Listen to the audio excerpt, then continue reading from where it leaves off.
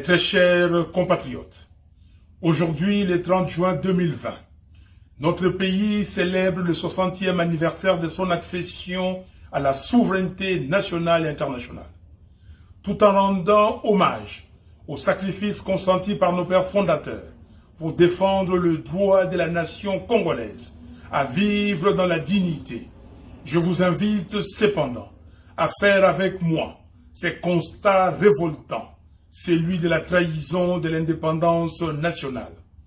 Nous avons détruit notre pays, souvent avec la complicité d'étrangers, pour les rendre aujourd'hui le 8e pays le plus pauvre du monde. Pire, certains Congolais ne se contentent pas seulement d'être fossoyeurs de la mère patrie. Ils l'offrent aussi en pâture à ceux dont ils acceptent d'être le marionnette. Ils font la honte du Congo de Lumumba, grand peuple de la RDC. Notre pays, comme la planète tout entière, subit une nouvelle preuve. Il s'agit de la redoutable pandémie du coronavirus. Je tiens à témoigner mon respect et mon admiration au personnel médical et aux équipes de riposte qui luttent contre la pandémie partout à travers les zones infectées du pays. Vous êtes des dignes filles et fils du Congo, et la patrie vous est reconnaissante pour votre dévouement. Je voudrais également exprimer toute ma gratitude et remercier les bénévoles, les mouvements citoyens et associations qui sont aussi engagés dans ces combats, notamment dans son volet social. J'apprécie à juste titre le soutien multiforme de la communauté internationale et des citoyens du monde qui se mobilisent pour aider la RDC à lutter contre cette pandémie. Je présente avec une émotion particulière mes condoléances aux familles des victimes du coronavirus. Je souhaite par ailleurs un prompt rétablissement aux malades et je bénis le Seigneur pour toutes celles et tous ceux qui sont déjà guéris. Je n'oublie pas la douleur des parents qui voient leurs enfants mourir tous les jours à cause des épidémies de rougeole et choléra ainsi que de la faim. Chers compatriotes, ne prenons pas à la légère cette pandémie de Covid-19. Observons scrupuleusement les mesures barrières. Soyons responsables. Au minimum, portons les masques quand nous sommes avec d'autres personnes et lavons-nous les mains régulièrement. L'Organisation mondiale de la santé vient de déclarer la fin de l'épidémie d'Ebola en RDC. Tous mes remerciements à l'OMS et à toute l'équipe de riposte qui s'est chargée de lutter contre cette épidémie.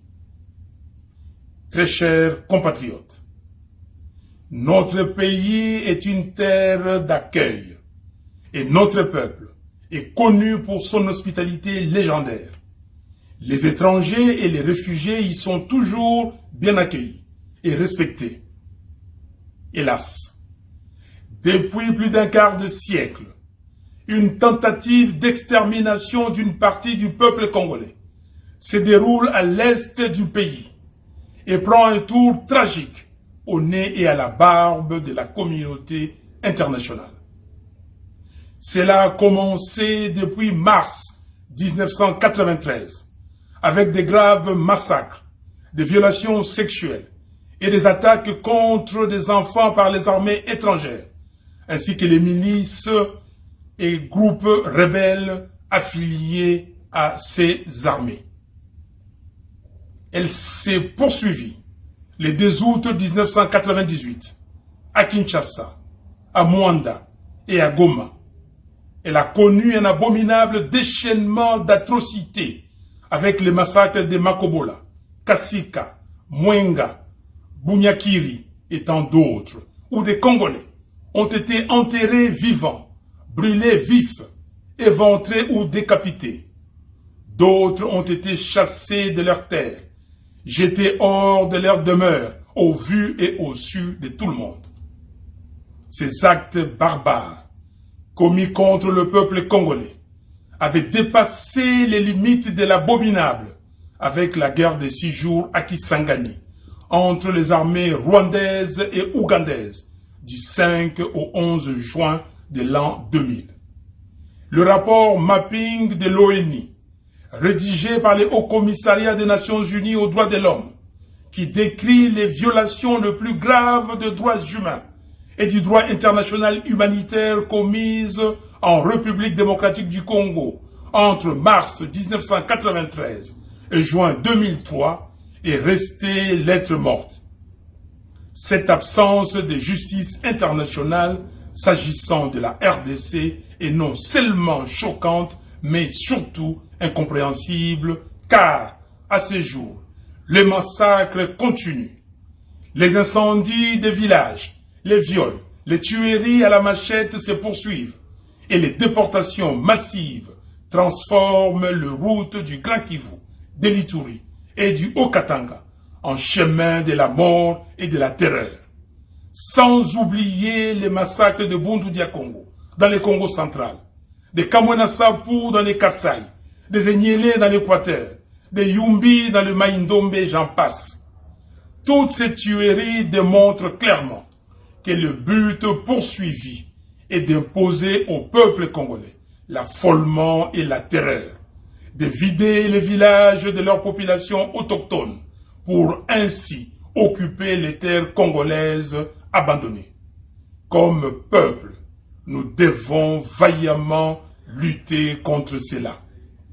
De 1993 à aujourd'hui, on parle de 6 millions, 8 millions et même de 10 millions de Congolais qui ont péri par le simple fait qu'ils sont filles et fils d'une terre riche que certains de nos voisins, soutenus par certaines forces extérieures, tiennent à occuper coûte que coûte. Cette tragédie est fondamentalement un crime contre l'identité de notre peuple, mais aussi et surtout contre toute la civilisation humaine. En un mot, c'est un génocide du peuple congolais, grand peuple de la RDC, de l'intérieur et de la diaspora. Le sang de nos compatriotes suppliciés, dont plusieurs dorment sans tombeau, ne doit pas avoir coulé en vain. Ainsi, le serment que nous lèguent tous nos martyrs, c'est la nécessité absolue pour notre peuple que cette abominable industrie de la mort qui a décimé des millions de vies congolaises, qui a détruit des millions de familles et qui a traumatisé le survivant pour longtemps, ne soit oubliée par personne. Il est donc de notre devoir de rendre hommage aux victimes de ces crimes odieux, non seulement par le souvenir, mais aussi par les rappels historiques aux autres. Il est aussi de notre devoir de documenter cette barbarie contre l'humanité, de rechercher la justice, de l'enseigner à nos enfants et de passer les flambeaux de l'histoire des souffrances du peuple congolais aux générations futures. Très chers compatriotes, l'indifférence, c'est la trahison de la patrie. L'oubli, c'est la complicité avec ceux qui portent atteinte aux intérêts fondamentaux de la nation. Les souvenirs, c'est pour que nos enfants ne soient pas infirmes de leur passé, car les générations de demain doivent savoir qu'il fut un temps où des millions de Congolais sont tombés et que le sacrifice de leur vie forme désormais les liens verticaux qui nous relient à la mère patrie et à notre mémoire commune. Les rapports Mapping sur le massacre et atrocités commis entre mars 1993 et juin 2003 par les armées des pays voisins en RDC a été publié en août 2010 et le 2 août 1998 est la date du début de la grande guerre d'agression et d'occupation qui, jusqu'aujourd'hui, continue d'endeuiller le Congo. En ces jours mémorables du 30 juin, jour du 60e anniversaire de l'indépendance nationale, je déclare solennellement que la date du 2 août doit dorénavant être la journée des commémorations du génocide du peuple congolais. À partir d'aujourd'hui, le 2 août doit être à jamais la date qui symbolise notre volonté affirmée de faire reconnaître le calvaire subi par notre peuple comme un crime contre l'humanité. Le 2 août doit alors être l'ardente expression de la révolte d'un peuple qui refuse que son pays soit occupé, balkanisé, c'est-à-dire coupé en morceaux. Partout dans la République et dans la diaspora, le génocide du peuple congolais doit être courageusement commémoré. Alors, dès le 2 août de cette année 2020, sortons les rameaux du deuil, pleurons nos martyrs et disons au monde: assez d'indifférence vis-à-vis du supplice du peuple congolais. Assez de négation de la tragédie du peuple congolais. Très chers compatriotes, aujourd'hui, le Congo de Lumumba souffre. Le Congo de Kasavubu est saigné à blanc. Le Congo de Malula est à genoux. Nous sommes humiliés. Le pays va tellement mal que ce 60e anniversaire doit susciter une interrogation importante dans le chef de chaque Congolais et de chaque Congolaise. À savoir, pourquoi laissons-nous notre pays être détruit ou à la merci des autres? En effet, après les épisodes ahurissants de mauvaise gestion, des bradages du patrimoine minier, pétrolier, forestier, des volatilisations des recettes publiques, des privatisations du patrimoine foncier et de l'accaparement de certains biens de l'État par les profiteurs du régime de M. Kabila, voilà que, en bons élèves, leurs complices dans les hold-up électoraux de décembre 2018 nous présentent dans la continuité un feuilleton nauséabond sur le montage d'un plan de détournement massif des deniers publics, baptisé Programme d'urgence de 100 jours. Œuvre d'un pouvoir issu du deal de la honte, en définitive de la trahison et de l'indignité. Les conséquences dramatiques de l'opprobre y rattaché viennent accroître la souffrance du peuple à travers la banalisation du pillage et du détournement des fonds publics, la corruption généralisée, la systématisation du tribalisme et du népotisme, la transformation en faits divers des tueries et des massacres des Congolais par des gangs armés étrangers qui écument l'est de notre pays. L'insécurité généralisée et persistante sur toute l'étendue de la République. L'occupation sans crainte de dénonciation ni de représailles d'une partie du territoire national par des milices et des armées étrangères. La création sournoise d'un État autonome au Tanganyika avec le déploiement ostentatoire d'une armée privée. Autant le feuilleton du programme de 100 jours n'a pas encore livré tous ses secrets au regard des révélations et accusations graves faites lors du procès et pour lesquelles M. Félix Tshisekedi devrait au minimum répondre politiquement. Autant j'exige que toute la lumière soit faite sur l'affaire des 15 millions de dollars des pétroliers, sur toutes les autres activités du programme des 100 jours, ainsi que sur les détournements des fonds opérés durant les 18 dernières années. Très chers compatriotes, ce 30 juin, j'appelle le peuple à briser les chaînes de la peur, de la soumission et de la résignation.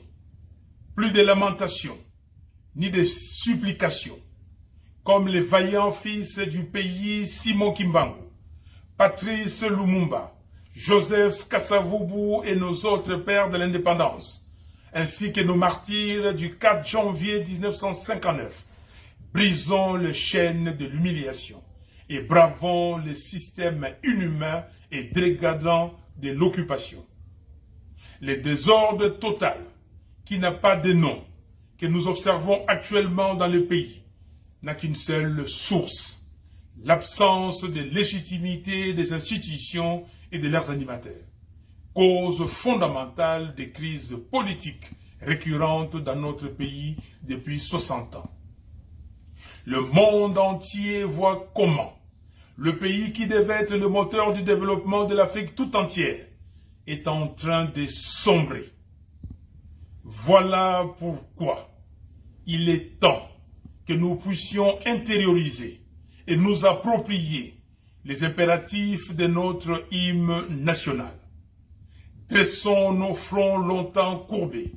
Nous bâtirons un pays plus beau qu'avant. Nous peuplerons ton sol et nous assurerons ta grandeur. Serment de liberté que nous léguons à notre prospérité pour toujours.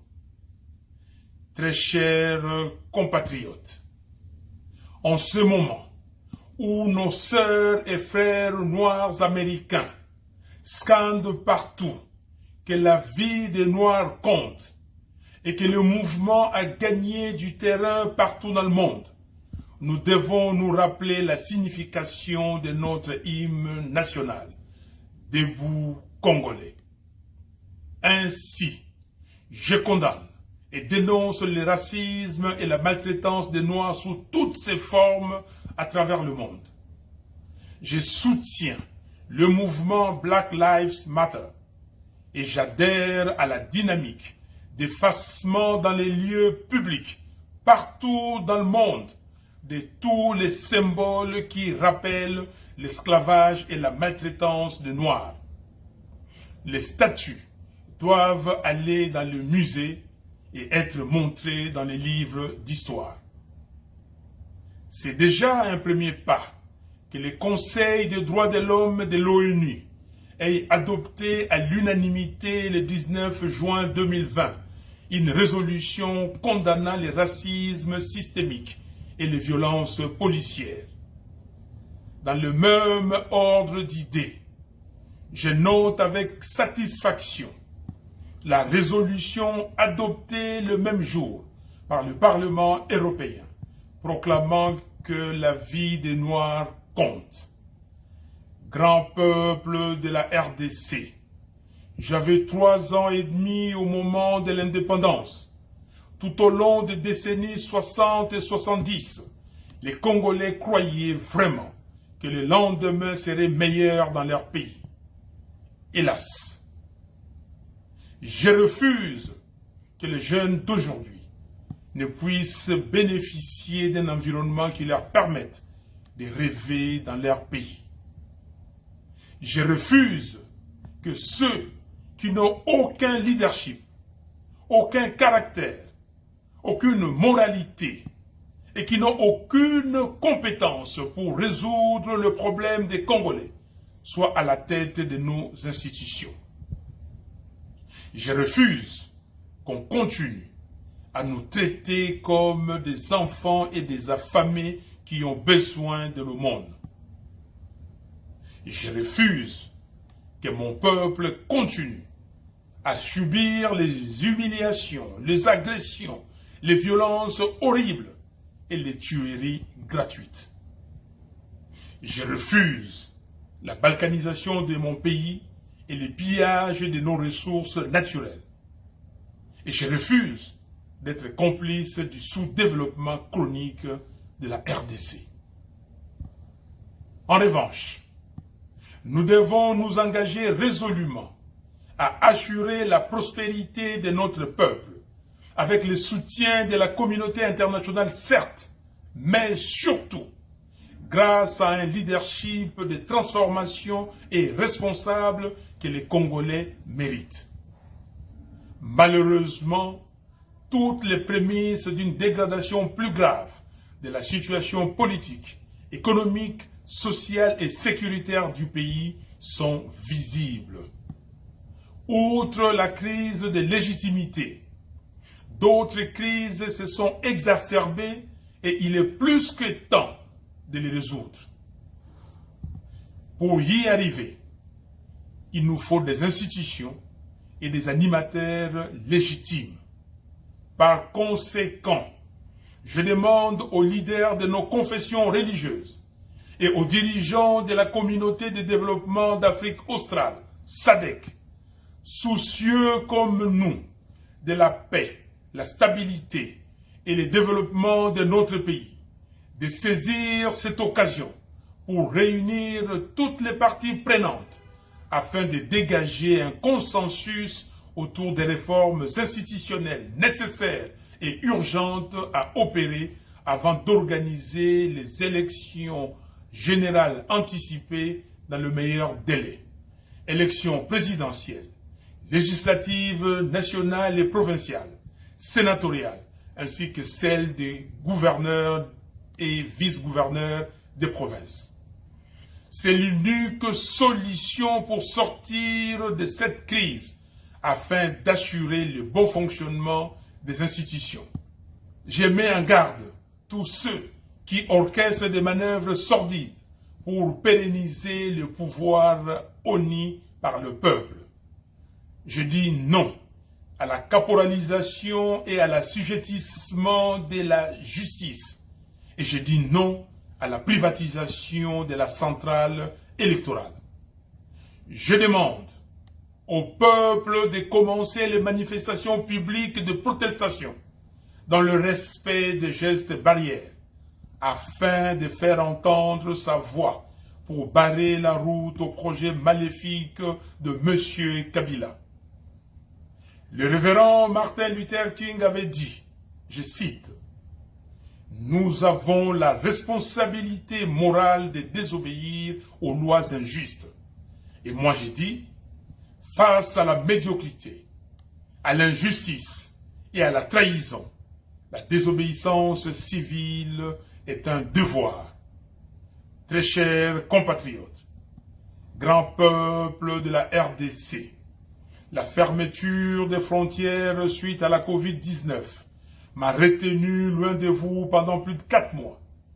Je rends grâce au Seigneur, ma puissante forteresse, de nous avoir gardés en vie. Je sais que l'heure est grave.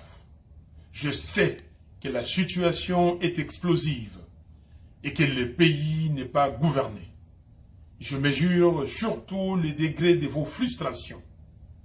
Je serai donc avec vous au pays très bientôt, de sorte qu'ensemble, nous puissions libérer le pays de nos ancêtres et l'engager définitivement sur le chemin de la paix, la stabilité, la dignité, le développement et la prospérité. Vive la République démocratique du Congo unie et indivisible. Que Dieu bénisse la RDC et son vaillant peuple. Je vous remercie.